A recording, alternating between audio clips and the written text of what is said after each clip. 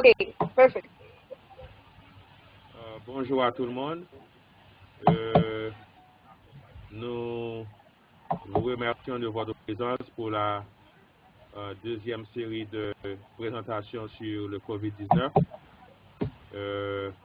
Nous avons avec nous ce matin moi-même, Dr. Renard et Dr. Moïse. On va continuer avec les vidéos de GESCIO, de concert avec Haiti Medical Education Project. Et on va essayer de présenter deux topics aujourd'hui. Et à la suite, on laissera quelques minutes pour prendre des questions. Je tiens à vous rappeler déjà que la semaine prochaine sera notre dernière et troisième série et nous essayons à la fin de mettre à jour de nouvelles slides qui ajouteront les nouvelles données en rapport avec l'épidémiologie mondiale en Haïti et également avec les nouvelles données sur la prise en charge pour le COVID-19. Donc, je vous remercie déjà pour votre patience et on va commencer avec les vidéos.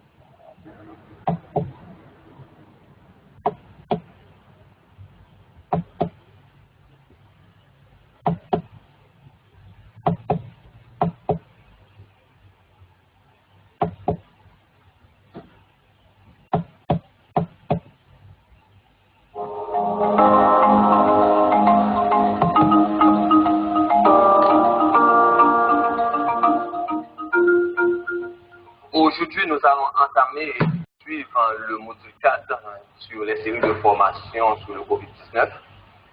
Donc, je me présente, je suis Eliezer Dad, je suis médecin interniste affecté au niveau des centres de gestion. Donc, rapidement pour le module 4, nous allons parler de l'évolution, des complications, mais surtout, le sujet qui nous intéresse beaucoup, c'est la prise en charge. Rapidement, pour le COVID-19, nous le connaissons tous, pour le profil de la maladie, 80% des infections, 80% des personnes vont présenter des symptômes légers. 15% des infections vont entraîner une pneumonie, et cette pneumonie, pour ces patients, on va devoir les hospitaliser. Il faut savoir que 3 à 5% des personnes auront besoin de soins intensifs, et ces patients vont avoir besoin de support respiratoire. La mortalité pour le COVID-19 varie dans certains pays, mais cependant, ce qu'on a retenu, on a une mortalité qui varie de 0,2 à 6,6%. Le problème qu'il y a avec le COVID-19, c'est qu'on aura beaucoup de patients qui vont être infectés, mais qui sont presque complètement asymptomatiques. Et le danger, c'est que ces patients vont pouvoir infecter d'autres personnes, surtout celles qui ont des comorbidités, et ces personnes, peuvent présenter des complications assez sévères. Pour la clinique, c'est que 99% des patients vont se plaindre de la fièvre. Donc, il faut savoir que 1-2% de ces patients ne vont pas avoir de fièvre. Donc, c'est un signe important à clarifier. Avec 70% des patients qui vont se plaindre de fatigue, une de tous, c'est dans 59% des cas. Donc, une anorexie dans 40% des cas, des myalgies dans 35% des cas, une dyspnée dans 31% des cas. Cependant, bien souvent dans le COVID-19, nous avons une toux sèche. Mais on peut avoir dans 27% des cas une toux avec des expectorations. Toujours penser à faire le diagnostic différentiel. Peut-être on peut avoir une pneumonie communautaire associée, peut-être on peut avoir une tuberculose associée. Avant, c'était surtout la toux, les formes pulmonaires qu'on avait recensées au début de la maladie. Mais cependant, assez récemment, on a vu avec l'étude de la pathologie des formes cliniques qui viennent et qui sont assez différentes. On peut avoir un patient qui vient avec une perte de goût, une agueusie. On peut avoir un patient qui vient avec une anosmie, des patients avec des dermatoses au niveau des extrémités, des doigts ou des orteils. On peut avoir des éruptions urticariennes, c'est comme des patients qui font des allergies. On peut avoir des cas de vascularite, des cas de forme digestive. Donc, très récemment, dans un de nos centres, on a retrouvé un patient assez jeune de 34 ans avec une diarrhée et des vomissements ainsi que de la fièvre. Et ce patient, on a posé le diagnostic de COVID-19 pour lui après les prélèvements qui sont revenus positifs. On peut avoir des cas d'atteinte cardiaque. C'est vrai que les patients avec atteinte cardiaque sont surtout des patients avec cardiopathie préexistante, mais cependant, des patients jeunes sans antécédents connus de problèmes cardiaques présentent des complications. Et ces complications peuvent aller d'une déconscience cardiaque, des cas d'arythmie et même l'arrêt cardiaque. Des cas d'atteinte rénale, actuellement aux États-Unis, beaucoup de patients sont hospitalisés et ces patients, on est obligé de les dialyser parce qu'on a des cas d'insuffisance rénale aiguë et même des formes de tubulopathie liées à cette pathologie. Pour cette épidémiologie, on l'a bien dit, 80,9% des patients vont présenter une forme d'EPR et ces patients peuvent rester chez eux pour un contrôle symptomatique. Cependant, 13,8% des patients auront une forme sévère et 4,7% des patients vont avoir une forme assez sévère et peuvent tomber dans un état critique. Pour l'évolution de la pathologie, il faut savoir ce qui est important pour ce slide. Entre 8 à 9 jours, donc les patients infectés par le COVID-19 peuvent présenter une dyspnée. Et ces patients, on va devoir les surveiller de manière rapprochée parce que ces patients, de 24 à 48 heures, ils peuvent décompenser et évoluer vers un syndrome de détresse respiratoire aiguë. On a bien dit les principales complications qu'on a rencontrées actuellement au niveau du COVID-19, c'est les complications pulmonaires avec un syndrome de détresse respiratoire aiguë, des cas de myocardite, complications cardiaques, et des cas de surinfection bactérienne. Toujours penser pour vos patients qui seront graves, vos patients qui vont désaturer beaucoup, et vos patients avec des trouvailles pulmonaires qui sont plus marqués au niveau d'un champ, au niveau de la radio, ces patients peuvent avoir une surinfection bactérienne. La mortalité va varier. Il faut savoir que 15% de vos patients, à savoir sur chaque 100 patients hospitalisés, 15% vont décéder. Et sur chaque 100 patients avec un test positif, 3 de ces patients vont décéder. Donc, il faut dire que la mortalité, si l'évolution se fait chez nous comme ça se fait aux États-Unis, en Italie, il faut dire que nous vont avoir beaucoup de monde. Donc, à côté, vous pouvez voir, on a d'autres infections pulmonaires que ce soit le MERS et le SARS. Mais cependant, on a vu que pour le COVID-19, donc le COVID-19 n'aime pas les personnes âgées. Et c'est là le problème, c'est la raison pour laquelle les personnes âgées donc, représentent un groupe à risque pour cette pathologie. Le traitement. Actuellement, c'est vrai, il y a beaucoup de traitements. On est en train de discuter sur la chloroquine, on est en train de discuter sur beaucoup de transfusions de plasma. Il faut savoir qu'actuellement, il n'y a aucun traitement qui montre une efficacité vraiment pour le traitement du COVID-19. Beaucoup de molécules sont à l'étude.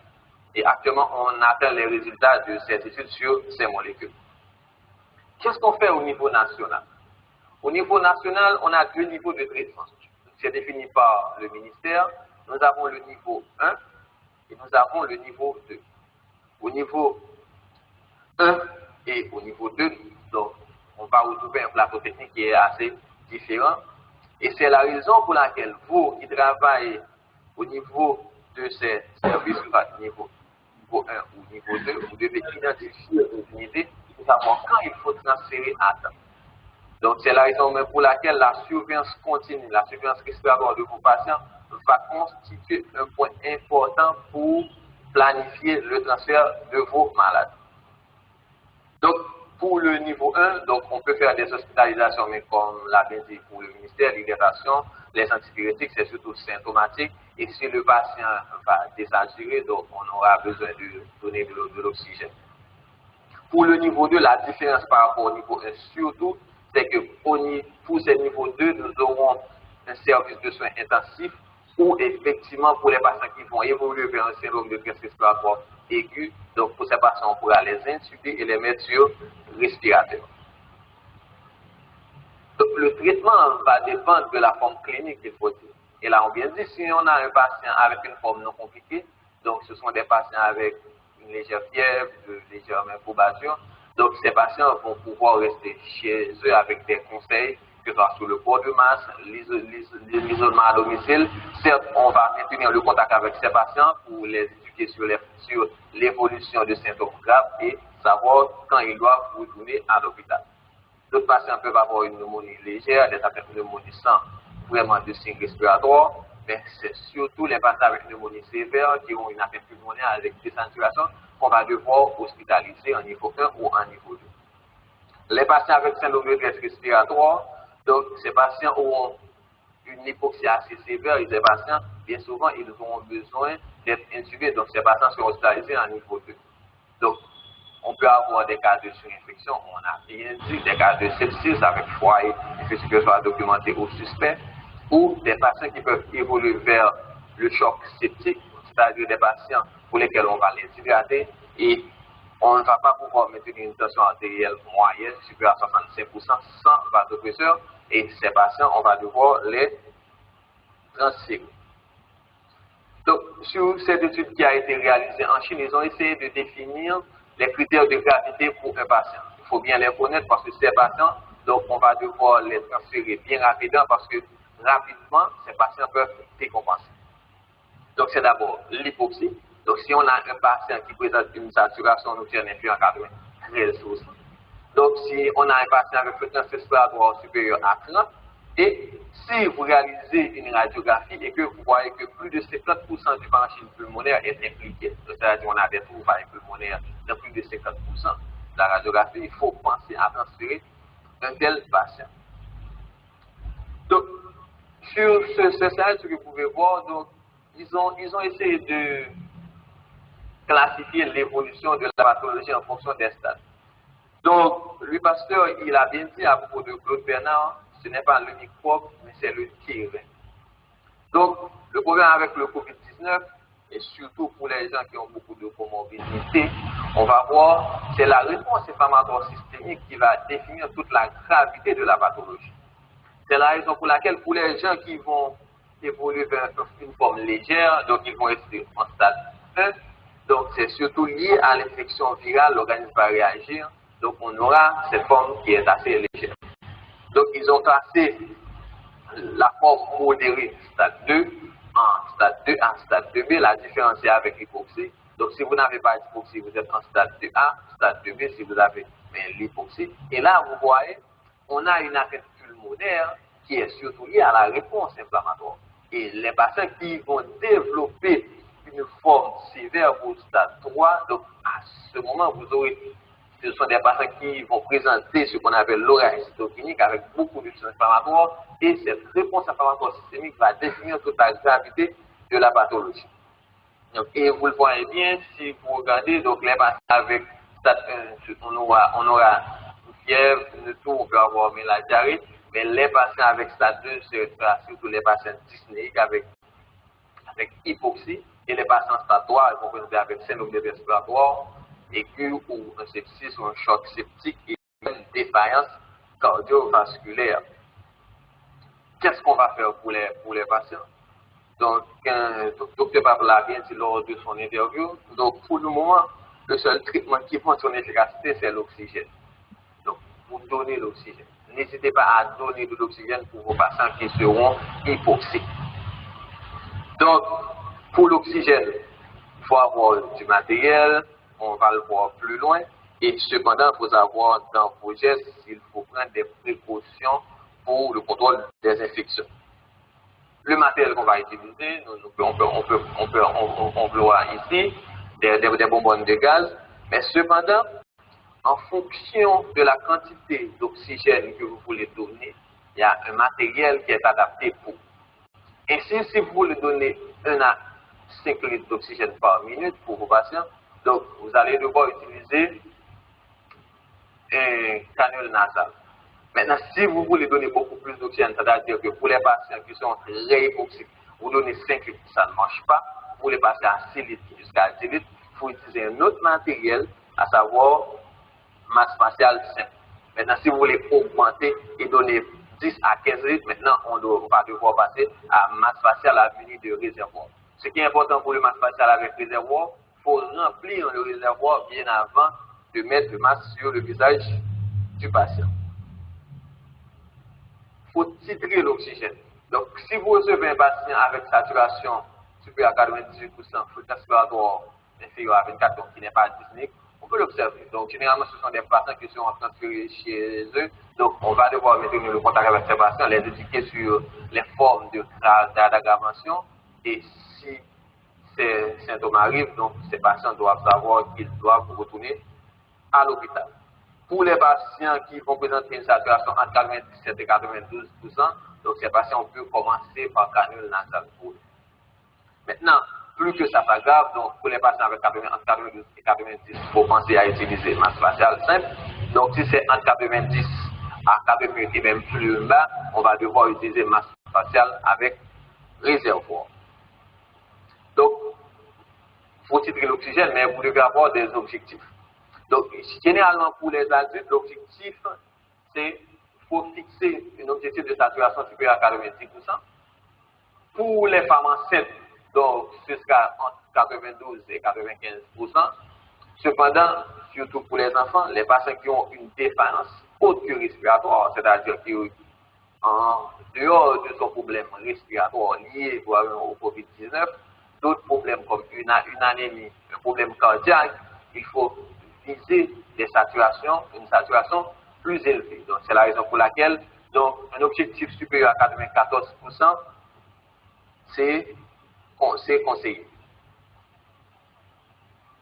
Pour les enfants, il faut identifier et placer l'oxygénothérapie assez rapidement face à la présence de ces signes, à savoir une cyanose centrale, si le patient a des signes de détresse respiratoire qui peuvent se manifester comme dans des battements des ailes du nez, l'incapacité à boire ou à s'alimenter, gênement respiratoire, altération de l'état de conscience ou une fréquence respiratoire supérieure à 70.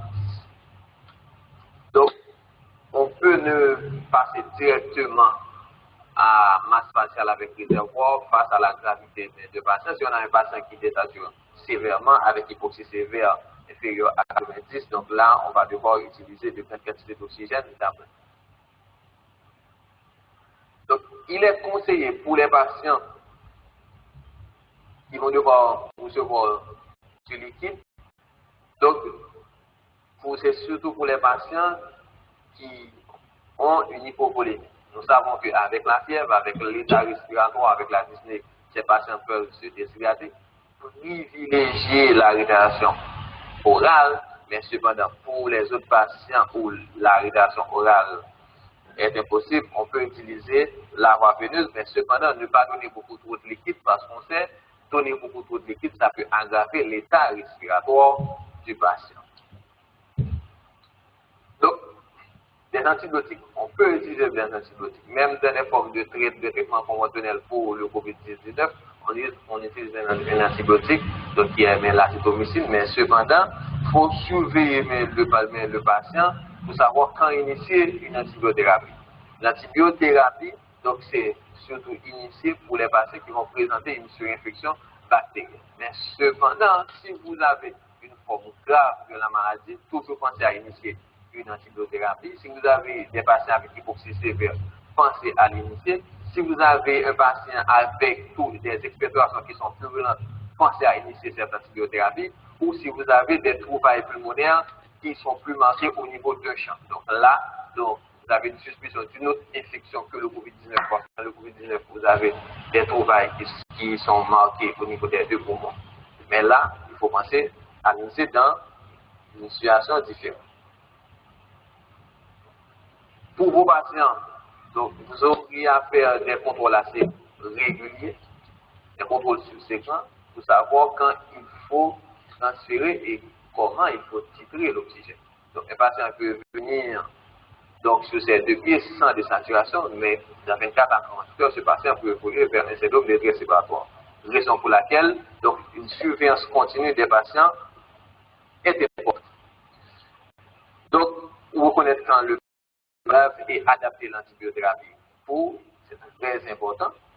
Aussi, dans d'autres centres, donc, ceci sera fait surtout dans un centre de niveau 2, on peut donner de l'oxygène à haut débit, ou on peut faire la ventilation non invasive. Cependant, il faut savoir que ces gestes-là vont générer des situations d'aérolisation assez importantes.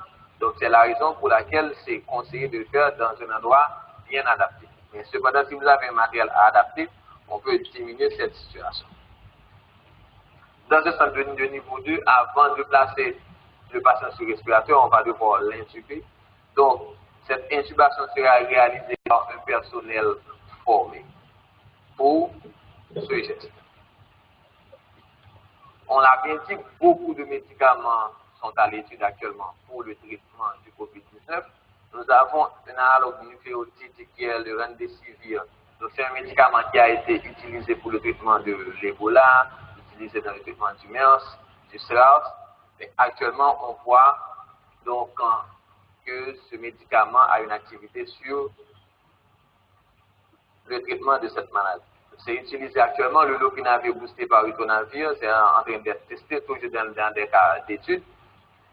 La chloroquine et l'hydroxychloroquine, on voit que l'hydroxychloroquine a une meilleure activité antivirale. Maintenant, là, on attend les dernières études pour savoir s'il faut quand même continuer avec ce traitement. Les agonistes des récepteurs de l'angiotensin 2. Donc, avant, on pensait que les patients hypertendus placés sur IEC, donc, ils avaient une surexpression de récepteur, le récepteur de l'enzyme de conversion de l'angiotensin 2.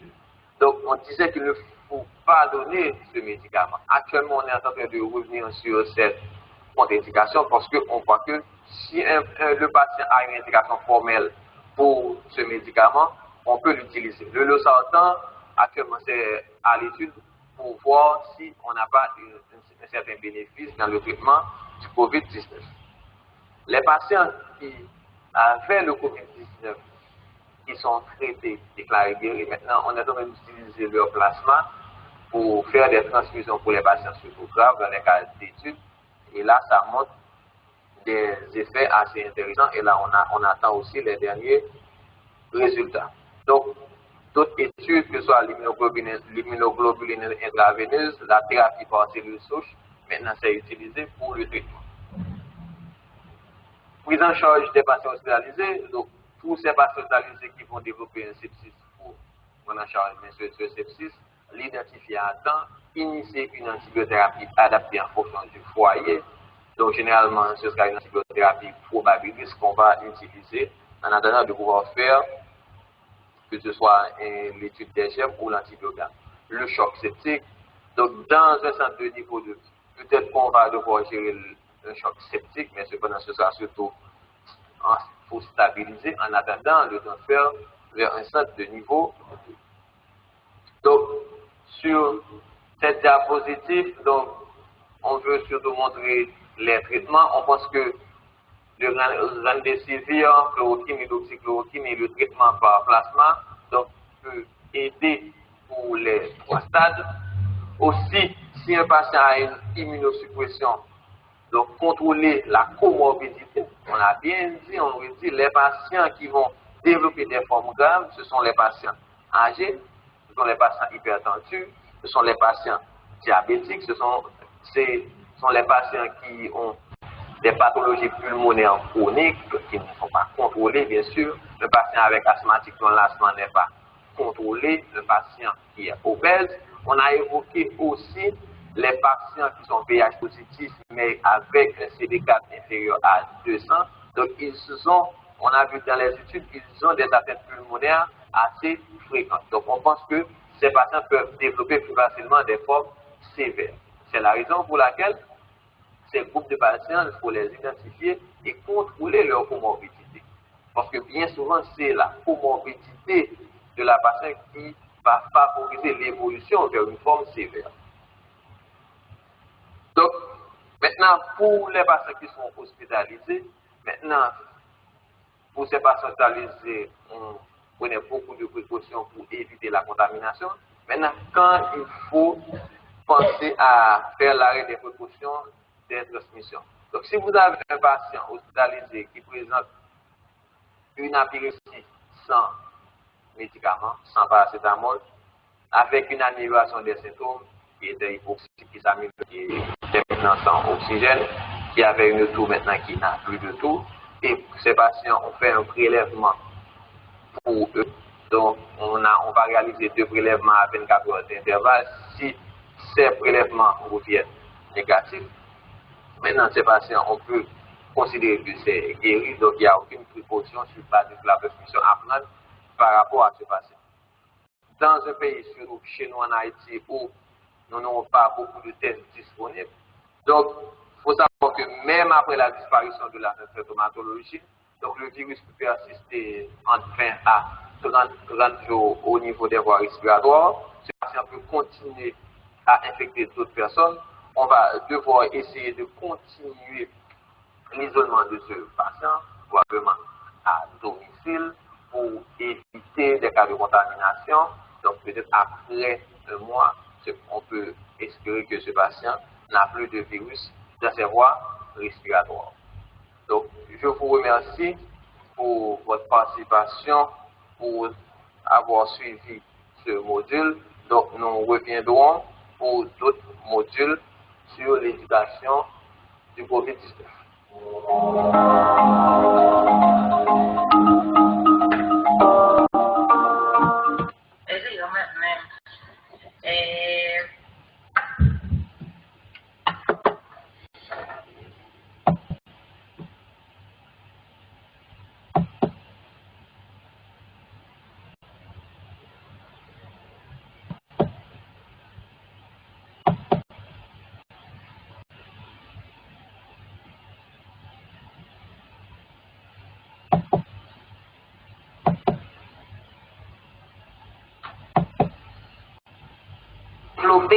Pour continuer, nous sommes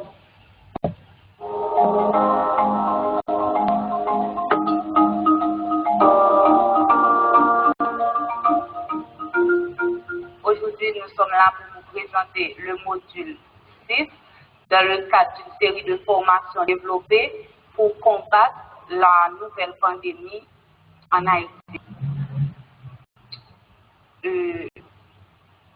Maintenant, je vais vous présenter le plan du module 6 qui a pour titre Prévention professionnelle. Dans cette présentation, vous allez faire face aux objectifs, contrôle de l'infection.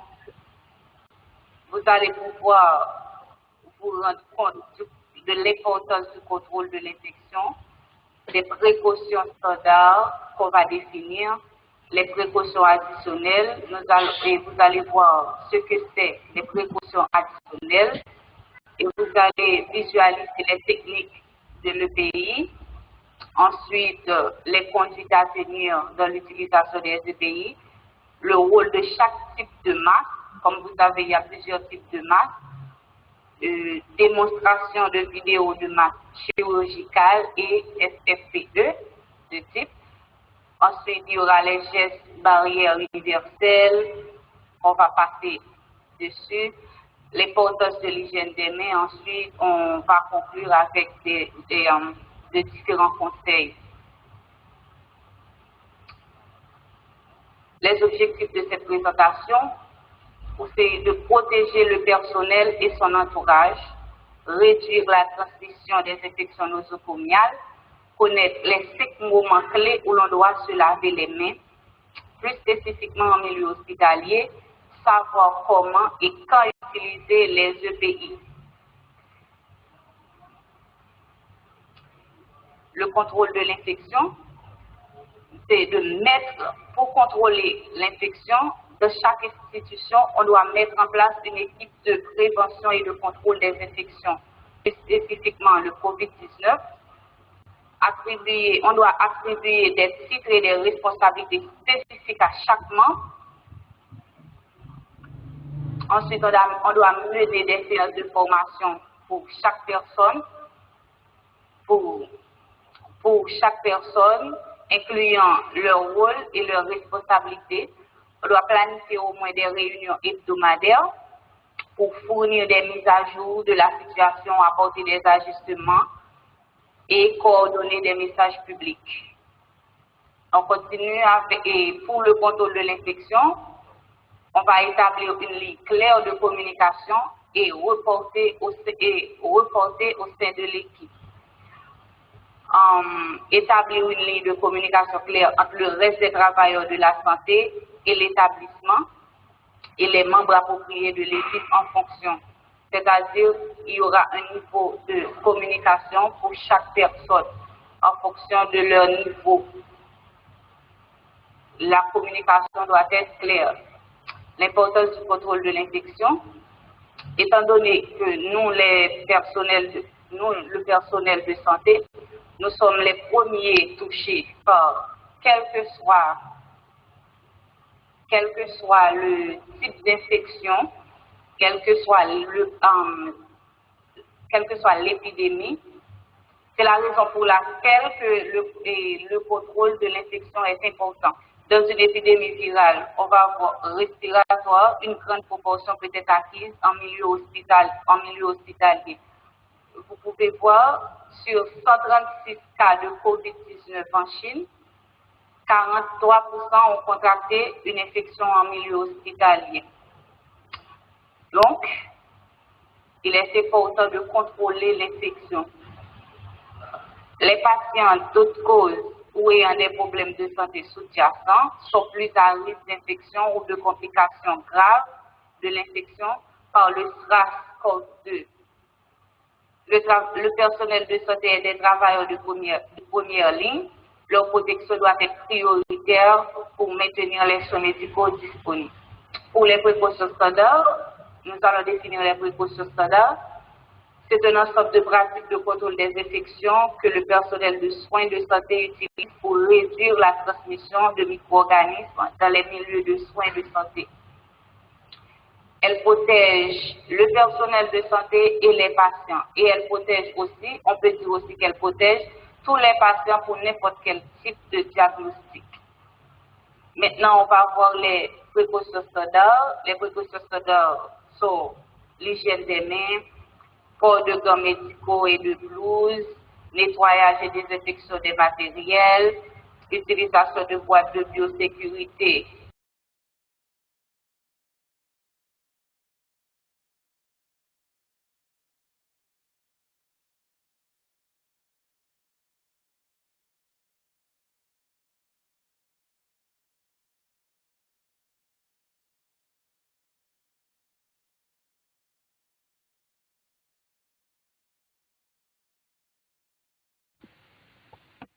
Il semble qu'on a une coupure ou on a perdu Aïcha. On va essayer de prendre quelques minutes de pause et on espère recommencer avec la présentation.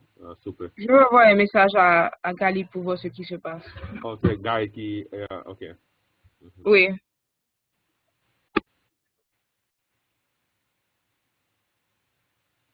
Est-ce que vous avez des questions ou encore des commentaires pour le moment en rapport avec la symptomatologie clinique et la prise en charge qui a été présentée? C'est sûr que, comme je vous le dis, qu'il y a des données qui sont nouvelles. On va essayer au cours de la dernière présentation faire un rappel avec les dernières données à jour. Mais si vous avez des questions pour le moment, on peut en discuter. Encore des commentaires ou des questions?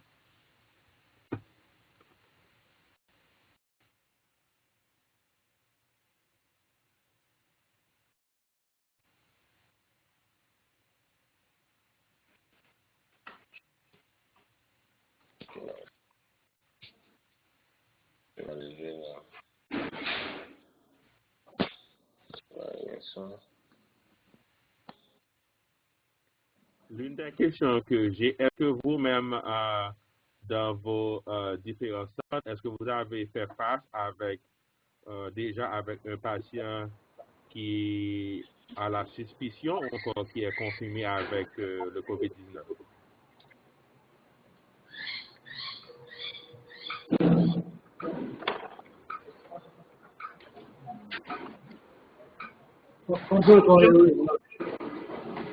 Vous pouvez répondre à la question, vous n'êtes.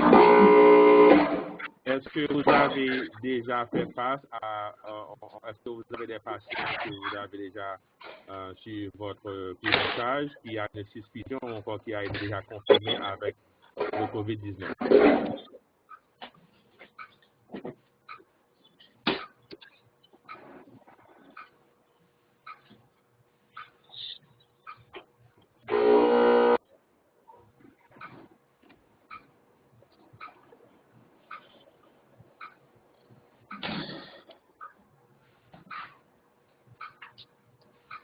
Est-ce que vous m'entendez ou...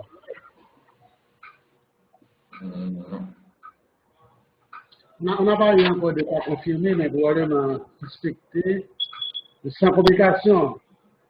OK. Mais par exemple, au cas haïtien pour le moment, est-ce qu'il y a des arrangements, est-ce qu'il y a un tri qui est établi au niveau de l'hôpital pour pouvoir faciliter l'isolement des patients encore qui auraient des cas avec des symptômes suspects? Oui, il y a un système sur place avec le triage. Il faut aller devant l'entrée de l'hôpital et puis une salle disposée pour les malades qui sont au fond de l'hôpital. Mais heureusement, jusqu'à présent, bon, on n'a pas encore eu de patients graves. On a eu 2 patients graves le mois dernier, mais ils ont préféré aller à Milo. Et actuellement, la salle est vide. On attend à avoir des patients hospitalisés. Est-ce que vous pensez que c'est un problème de communication, encore de sensibilisation au niveau de la communauté, ou encore c'est des stigmates extrêmes qui empêchent que les patients arrivent à l'hôpital? Non, les gens, bon, il y a eu au début un problème de communication. On a fait peur les gens de la maladie, donc ils ont peur de venir à l'hôpital, de faire des dépenses physiques à la maison. Ils ont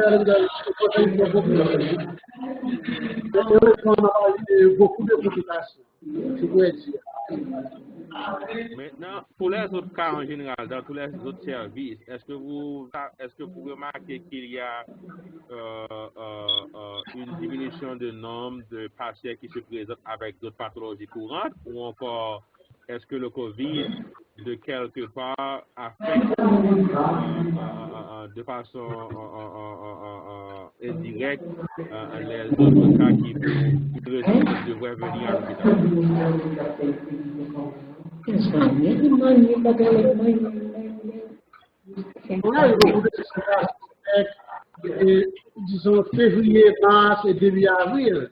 Mais maintenant, on a presque pas eu de cas suspects. Si on est en thérapie, mais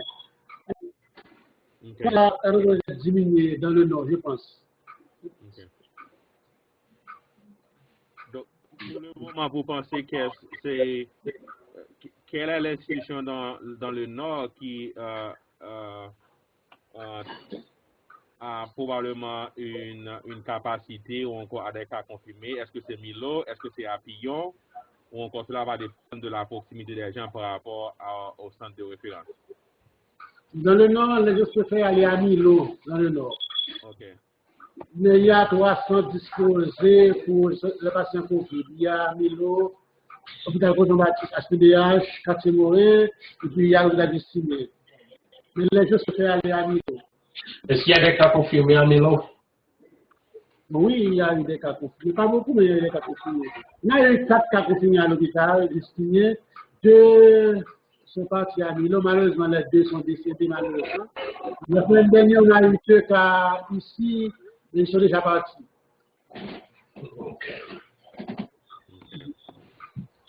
Bon, là encore, c'est quelque chose en termes de prévention et de préparation additionnelle. Je sais que le gouvernement a décidé d'ouvrir les frontières pour les vols aériens, et c'est sûr qu'avec la rentrée des gens qui vont venir de la Floride au Cap-Haïtien, ceci pourrait peut-être ajouter sur le nombre de cas importés. Je pense que le gouvernement a un protocole de prise en charge ou encore de suivi de ces ressortissants, que ce soit haïtiens ou étrangers, qui vont venir dans le pays. Donc, on doit être préparé pour pouvoir faire face à d'éventuelles augmentations de cas. Vu qu'on n'a pas eu vraiment de confinement en Haïti, il y en a eu beaucoup de cas qui sont de fièvre, malaise, de goût, tout ça. Peut-être que la population est déjà immunisée, peut-être. C'est ça, le problème, c'est que si vous regardez comme dans l'un des au cours de la première présentation, plus de 50% de la population est âgée entre 20 et 44 ans. Donc l'âge, c'est un facteur, peut-être le nombre de jeunes peut ne pas présenter de symptômes avancés, uniquement des malaises ou des symptômes légers. Mais le problème serait surtout avec les personnes en dessus de 65 ans, les diabétiques ou encore les personnes tendues.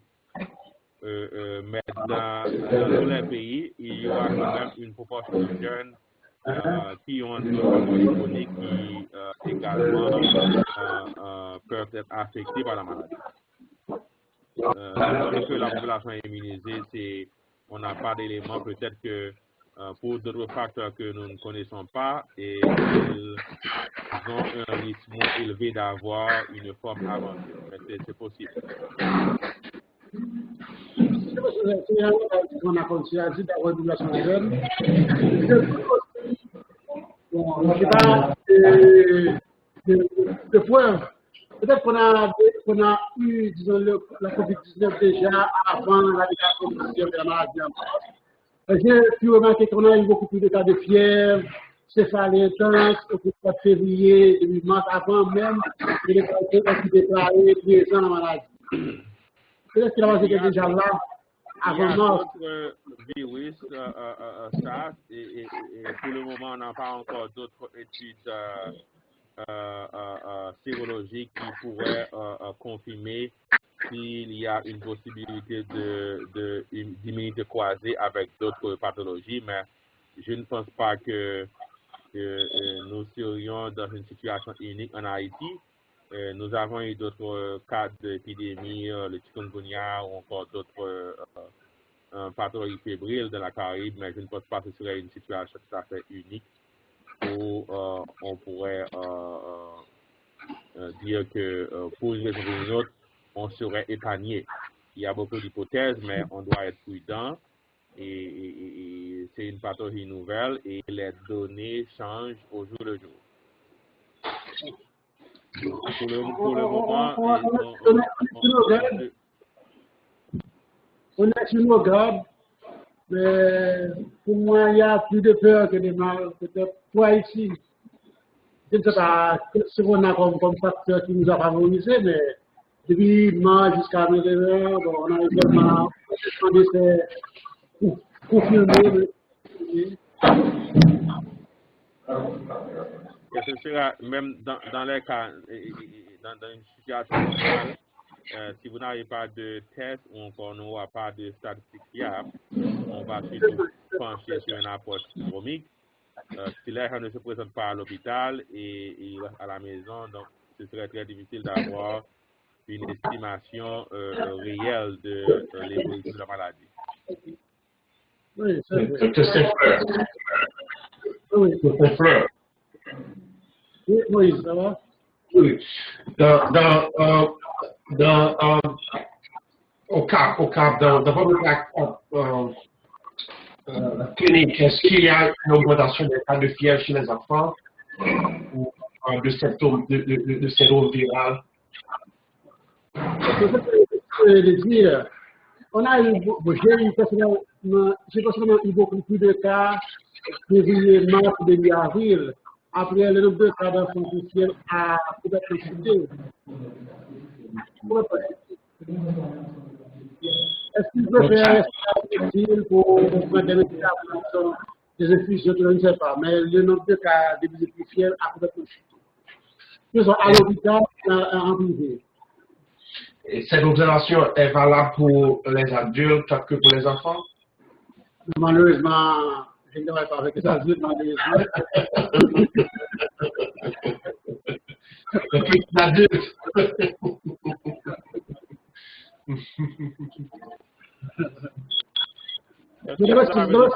On n'arrive pas à rétablir la connexion avec Dr. Gali. Docteur, se connecter. Hein?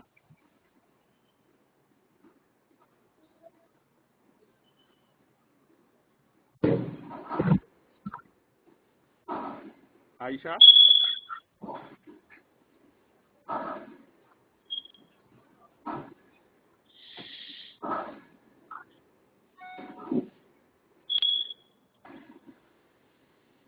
d'autres questions?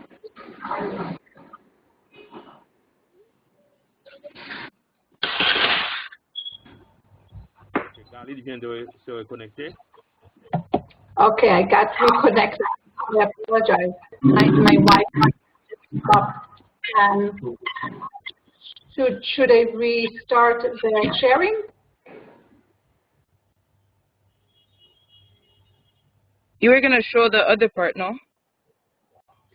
I'm asking, all right, so I'm not really sure what point you, we stopped. I think it was, you tell me, okay?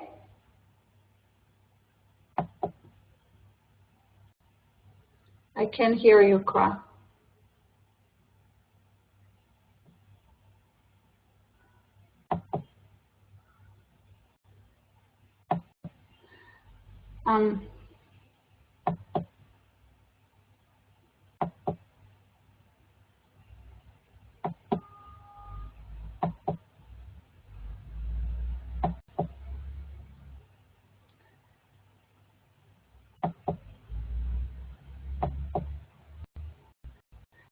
How long of this one were you able to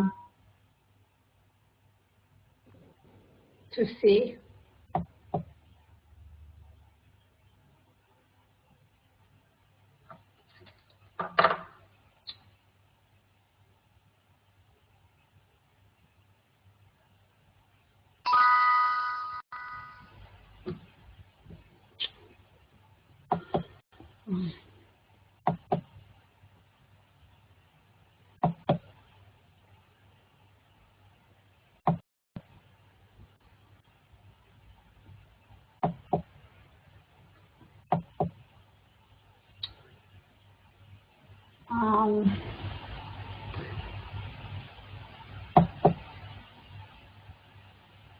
It's 22:36. Okay. She was talking about washing hands. Okay. Going back. Hold on.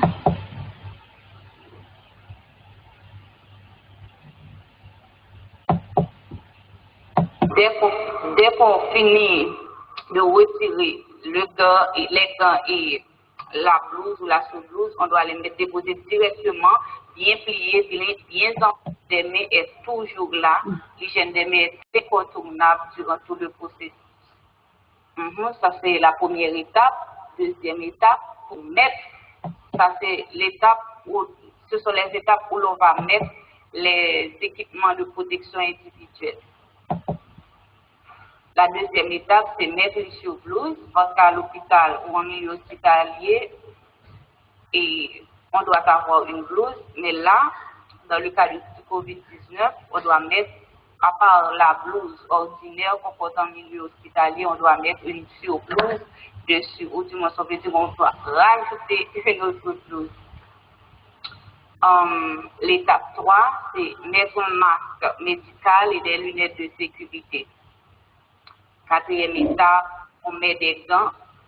Les gants doivent atteindre le dessus de la blouse, je peux dire la sous-blouse, qui est une blouse à manches longues. Technique pour enlever les équipements de protection individuelle. La première étape, c'est d'éviter de se contaminer, de contaminer les autres et de contaminer son environnement. Enlever les articles les plus contaminés en premier. Si on prend par exemple les gants et le tablier, ce sont les choses qui sont le plus directement liées aux soins. Donc, ces choses-là vont être ces équipements-là, ce sont eux qui vont être les plus contaminés. Donc, on va commencer par eux. Enlever les gants et la sous-blouse. Enlever la sous-blouse et les gants et les rouler à l'envers. Donc, on ne doit pas toucher le dehors. Donc, c'est l'envers, le dehors est très contaminé. Donc, c'est à l'envers, on doit les enlever et les enrouler.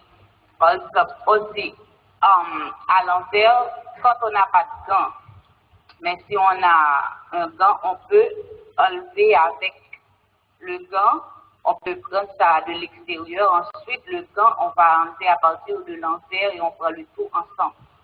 On fait une petite boule et on met directement à la poubelle. Jeter la sous-blouse et les gants en toute sécurité. Quand on dit en toute sécurité, c'est de les jeter, de les mettre dans la poubelle immédiatement. On ne va pas les déposer quelque part d'autre avant de les mettre dans la poubelle, mais directement dans la poubelle. Dès qu'on finit de retirer le gant et les gants et la blouse ou la sous-blouse, on doit les mettre déposer directement, bien pliés, bien enroulés dans la poubelle. La pratique de l'hygiène des mains. On va pratiquer l'hygiène des mains après avoir enlevé les gants et le tablier. Étape 3A, c'est dans le cas où vous portez un masque de protection, c'est enlever le masque de protection d'arrière à l'avant. C'est-à-dire, à l'arrière, c'est moins contaminé. C'est pourquoi au début, on a dit qu'il faut commencer par les endroits les moins contaminés d'abord, donc à l'arrière, et on va devant avec. On va déposer le masque de protection en toute sécurité, c'est-à-dire le masque de protection, on va déposer dans le contenant disponible dans le contenant où il doit être pour désinfection. Parce que le masque de protection est réutilisable, donc on va le mettre dans un contenant. Aussitôt qu'on l'enlève, pour qu'on puisse la désinfecter, pour qu'on puisse le désinfecter par la suite. On persiste sur toute sécurité, c'est une façon de ne pas laisser traîner les équipements contaminés quelque part dans la salle et dans la salle de déshabillement. Étape 3B, si vous portez des lunettes de protection et un masque, enlevez les lunettes de protection d'arrière vers l'avant, ok? Mettre les lunettes de protection dans un contenant séparé pour désinfection, j'avais déjà dit ça. C'est enlever le masque d'arrière à l'avant et les déposer en toute sécurité. J'avais déjà expliqué ce que c'est quand on dit en toute sécurité. Encore l'hygiène des mains. Même si vous portez des gants, il faut absolument faire l'hygiène des mains. C'est pourquoi avant et après chaque technique, on mentionne l'hygiène des mains. Maintenant, les conduites à tenir, lors des prestations de soins, en contact étroit avec un patient présentant des symptômes, on doit utiliser la protection des yeux. Lorsqu'on fait des prélèvements, on doit utiliser la protection des yeux. Et aussi, on doit utiliser le masque. Le masque 95, il faut préciser parce que on est en face d'un cas suspect. La personne éternue, la personne tousse, donc on doit porter un masque N95. On doit limiter les mouvements du patient au sein de l'établissement et vous assurer qu'il porte un masque. Le patient doit se déplacer quand c'est strictement nécessaire. Donc on doit limiter ces mouvements pour éviter éviter la propagation de l'autre monde. Donc, éviter les surfaces qui ne sont pas liées aux soins, qui ne sont pas liées directement aux soins. Ensuite, effectuer l'hygiène des mains pour les candidats à tenir. Donc, vous devez vous assurer de la rapidité et facilité de l'équipement de protection individuelle. Ensuite, s'assurer du rangement de son matériel avant de les porter et superviser avant élimination sécuritaire et correctement des pays après usage. Ensuite, nous avons quelques images. Donc, vous pouvez voir partout dans les rues. Ces images-là ne sont pas... Ces images-là sont très courantes en ce moment. Maintenant, les masques, rôle du masque chirurgical. Le masque chirurgical, c'est pour réduire la projection des gouttelettes, la diffusion des fines particules, c'est-à-dire les gouttelettes, et pour protéger l'environnement. On le fait pour protéger et l'environnement des personnes, pour protéger les personnes qui ne sont pas infectées et son environnement. Bon, et l'environnement. Plus spécialement dans le cas de SARS-CoV-2, le port de masque chirurgical limite l'exposition des soignants aux collègues potentiellement infectés. C'est la même chose. Déjà,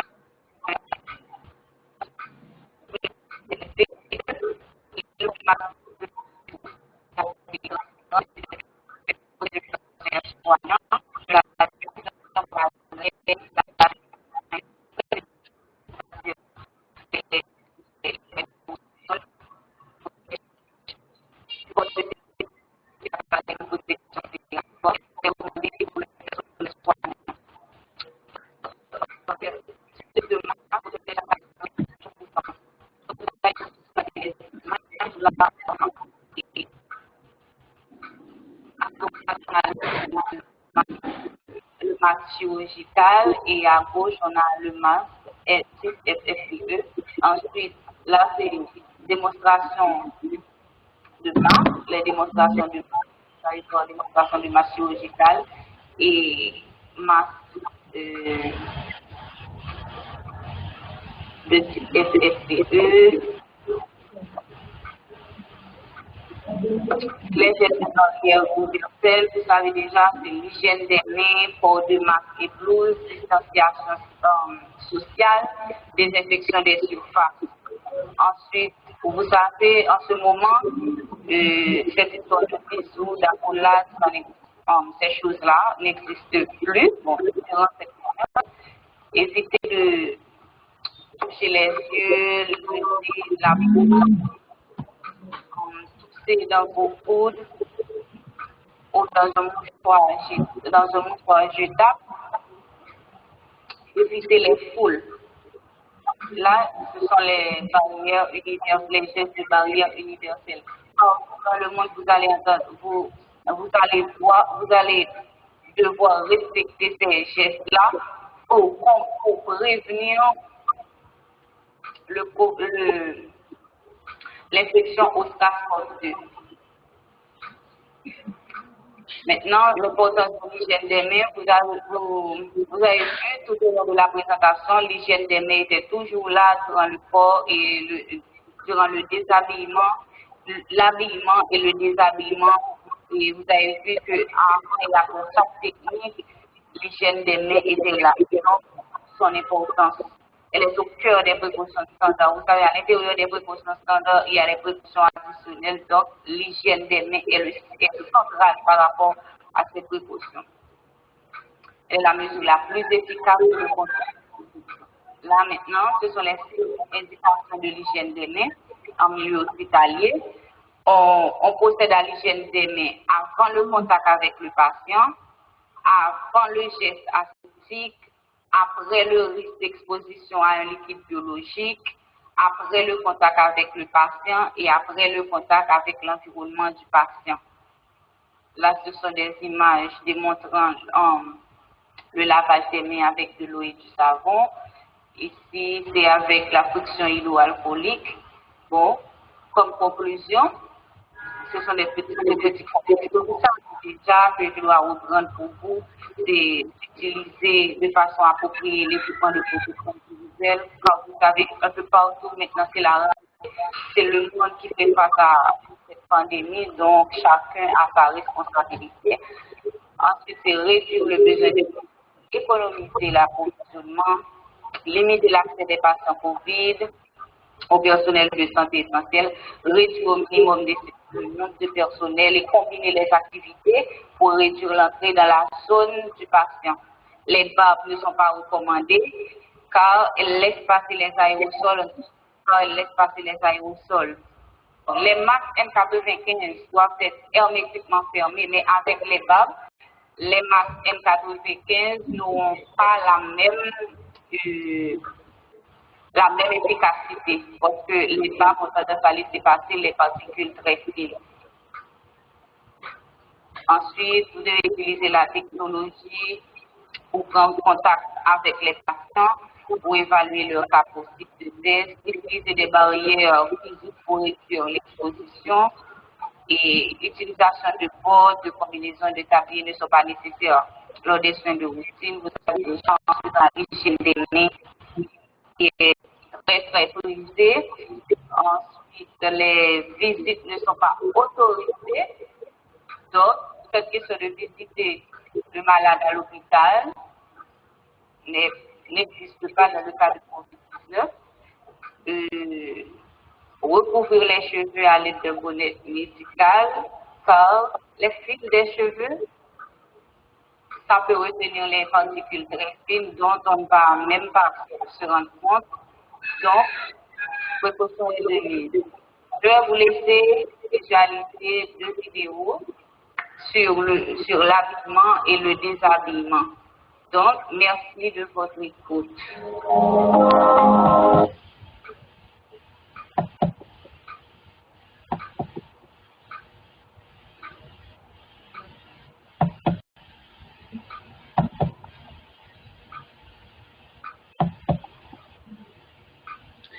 Graf, if you can apologize for the technical difficulties. I know also that Aisha is not able to mute people today, so maybe they want to ask the question, either mute themselves or, yeah, I think the best thing is they're not asking questions, just to mute themselves, because you can't mute. She has a problem with electricity at home. So, but yeah, but we finished with the 2 and it's 9:09, so let's continue.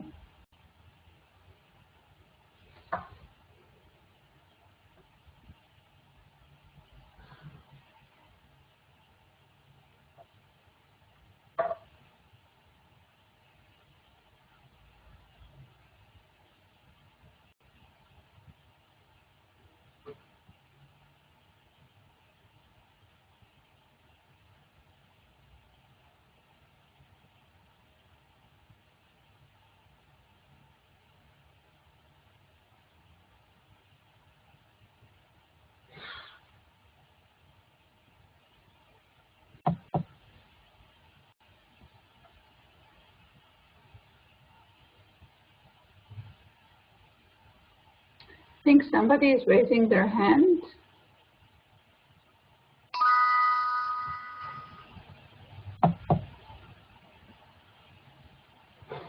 Oh, am I muted also or no?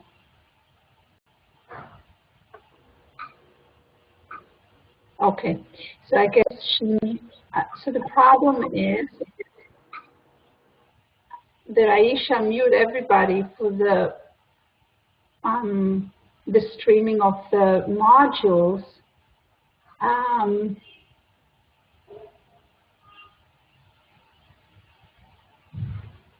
And she was dropped out and before unmuting us.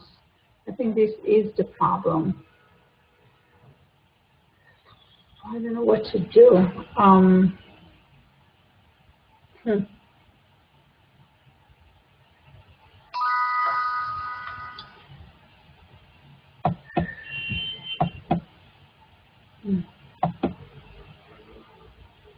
Yeah.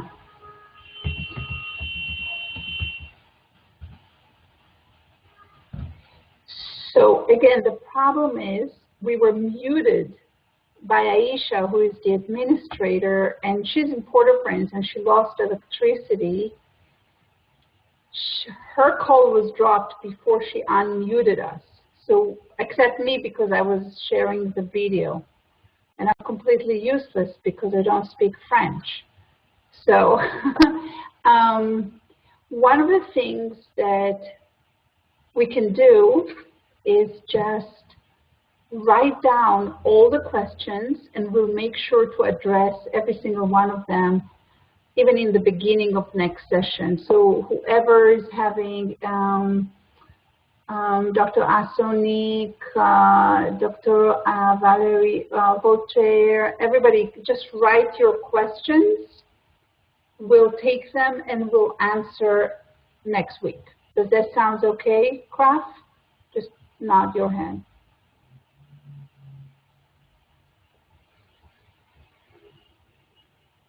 Okay. All right. So take 5 minutes, just think about some questions and write it right on the program. We have somebody who is going to be writing for everybody else. We'll accumulate all the questions or comments and we'll address them next week. And again, my apology for those issues.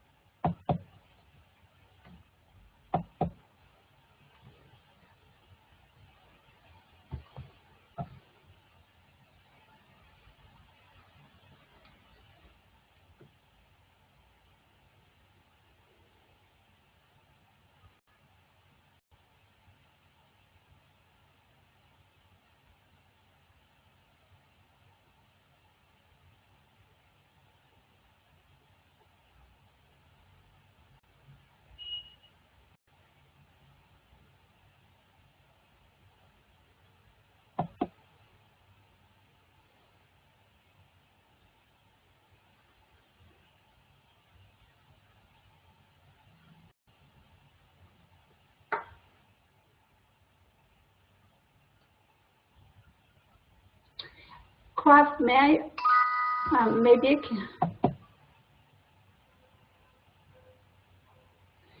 maybe I can put on the screen your phone number so people can WhatsApp you with their questions. Maybe it's better.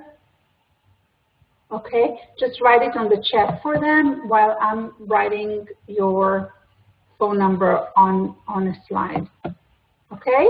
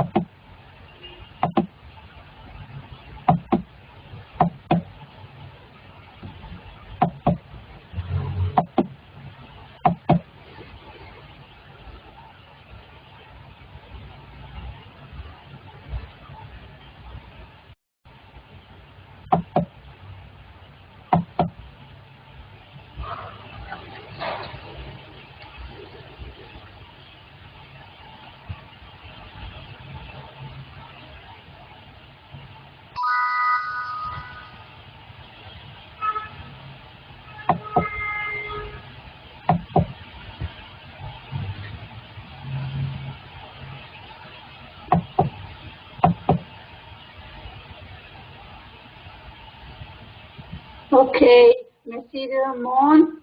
We'll see you next week, okay? And we'll have a backup, so it shouldn't happen again, okay? Thank you so much. So just WhatsApp the questions to Kraft, to Dr. Kraft. Thank you.